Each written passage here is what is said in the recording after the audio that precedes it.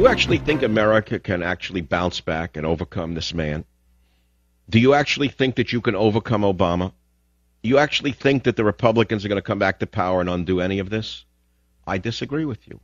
I don't think you know about the surprises that are in this bill, but they found one of them. Do you remember when Obama was boasting about a civilian national security force bigger and stronger than the U.S. military? We cannot continue to rely only on our military in order to achieve the national security objectives that we've set.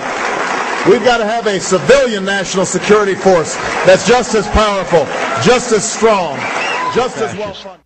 He is a very, very, very good chameleon and a very good actor. He is a diehard fascist. Now you say, well, come on. He doesn't want to create a brown shirt movement in America. Obama's health care plan will provide participants minimum copay for deductibles. Obama's health care plan will simplify paperwork for providers. Obama's health care plan will provide subsidies for families who cannot afford Medicaid. Obama's health care plan will be able to provide participants the ability to move from job to job without taking their health care coverage. Obama's health care plan will extend coverage to young adults up to the age of 25 through their parents' plan. Obama's health care plan will not turn any American away from any insurance plan. Obama's health care plan will offer health information technology. Obama's health care plan will reform our market structure to increase competition. Obama's health care plan will offer federal reinsurance to employers. John Team, retreat!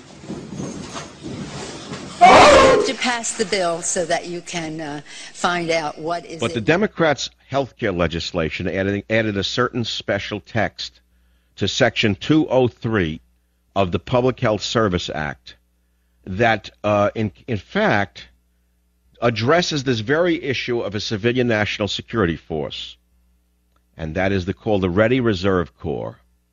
The funding went up to $12,500,000.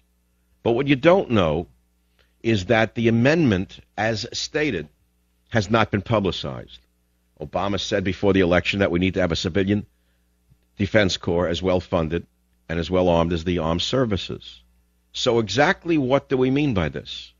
What does he mean when he says we cannot continue to rely on our military in order to achieve the national security objectives that we've set?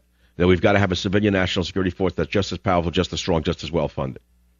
Well, some people think that the health care bill in Section 203 of the Public Health Service Act already has laid the groundwork for a new brown shirts under the guise of the Reserve Corps officers that we are so concerned about.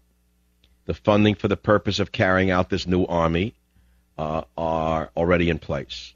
Commissioned officers of the Ready Reserve Corps are appointed only by the President. And commissioned officers of the Health Army are appointed by the President with the advice and consent of the Senate. Well, what does that mean? What do they actually do? Well, in the past, this little group of Army of public health officers worked with the National Institutes of Health. Nothing wrong with that. The Indian Health Service, nothing, no big deal with that. They provided physicians for Coast Guard operations, no big deal for that. But what do you think Obama has in mind with this? What exactly is it? Will he be taking ACORN workers and giving them these jobs and, by the way, then writing another bill in the middle of the night by executive order giving them the right to carry weapons? Tell me what you think this is. But we have to pass the bill so that you can find out what is in it. And look at how this bill was written. Can you say it was done openly? With transparency and accountability? Without backroom deals and struck behind closed doors? Hidden from the people? Hell no, you can't! Have you read the bill? Have you read the reconciliation bill? Have you read the manager's amendment? Hell no, you haven't!